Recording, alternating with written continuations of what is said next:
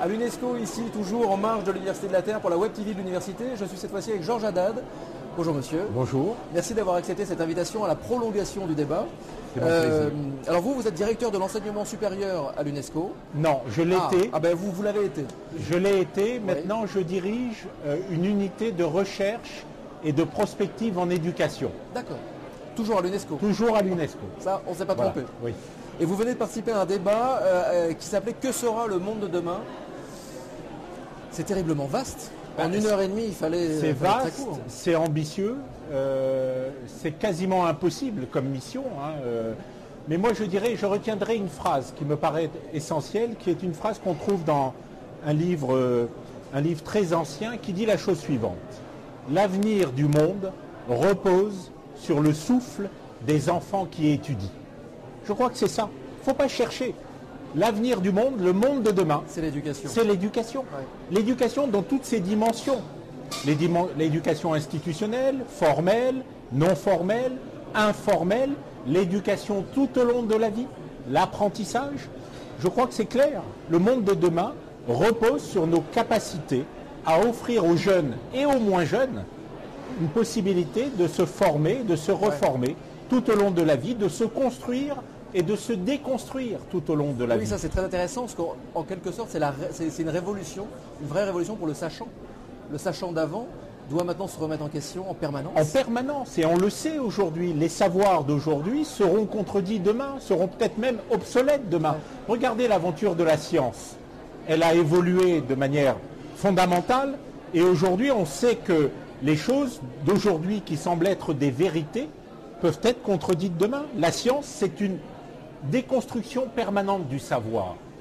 Et l'art est là aussi pour aider le scientifique. Je ne parle pas que de la science, je parle aussi de l'aventure artistique, de la créativité d'une manière générale, et de deux fondements qui me paraissent importants, le désir et le doute. Le désir et le doute comme moteur de la créativité et de la rationalité. Et je crois que le but de notre éducation, de notre société, quelle qu'elle soit, c'est de créer autant de désirs et de doutes pour construire une humanité qui à la fois crée et qui à la fois raisonne. Oui.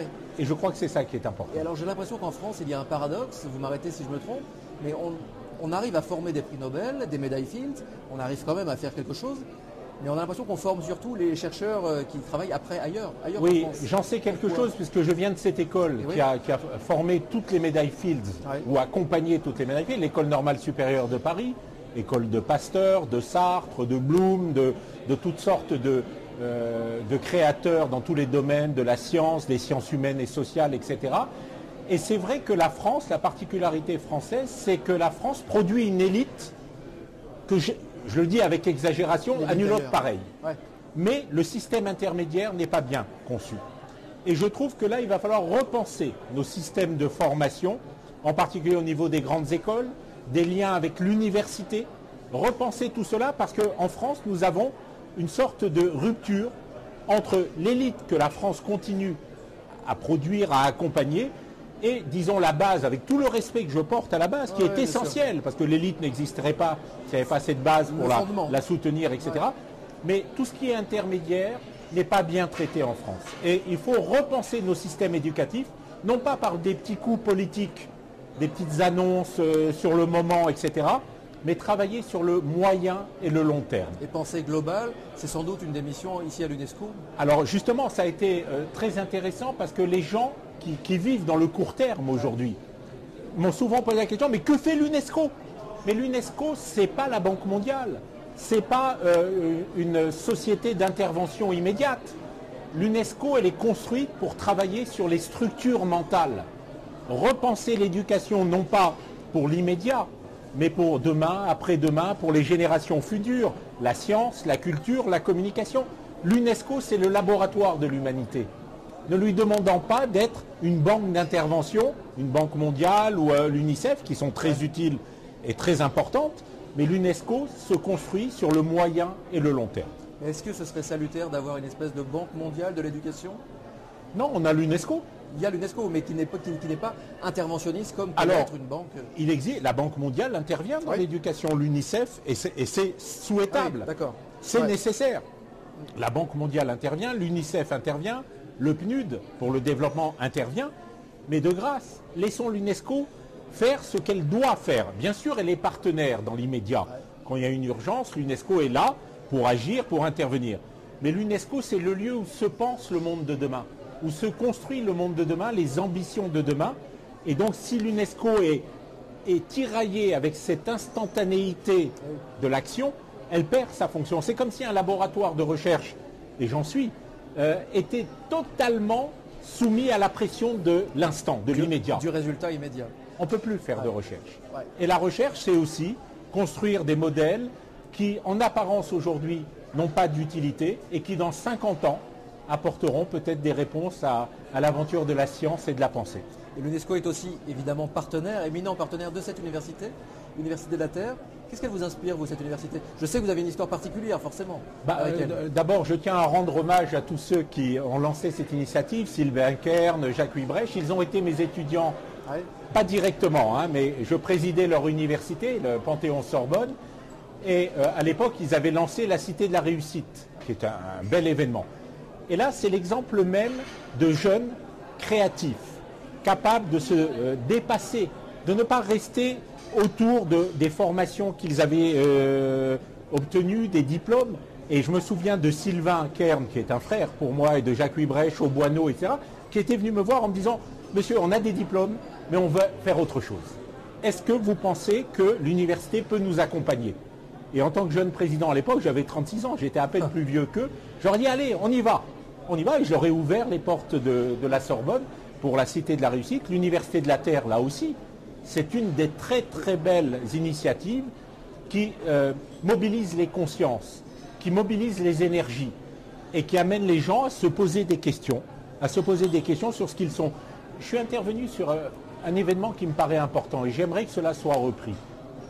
Dernièrement, vous avez entendu parler de cette tragédie à Boston.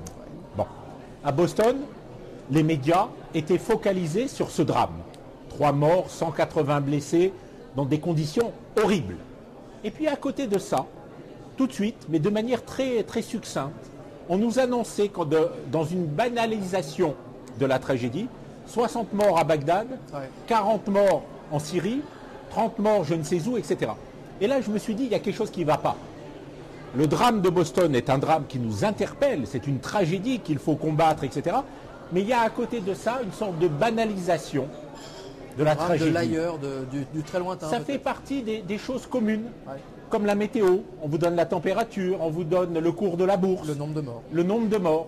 J'ai même entendu dire, mais à vérifier, que dans certains pays, des bookmakers font parier les gens sur le nombre de morts chaque jour en Syrie ou en Irak.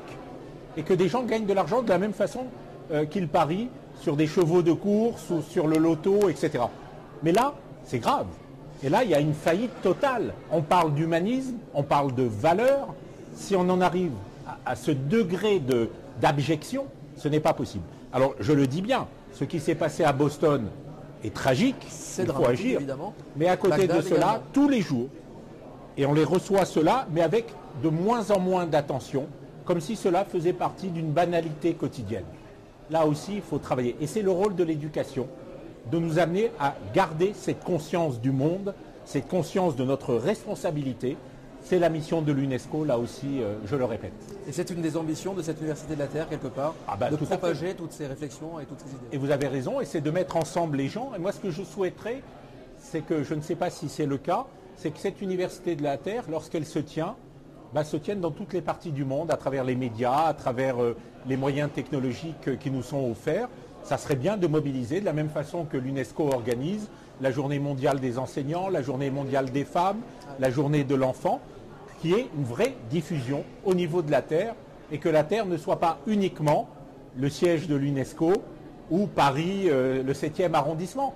La Terre, c'est bien plus vaste que ça, et je crois qu'il y a une belle ambition à construire à ce niveau-là. La Terre entière là, peut suivre sur Twitter, peut suivre sur Facebook, peut suivre sur le site les vidéos. Alors pas forcément dans un mode extrêmement direct.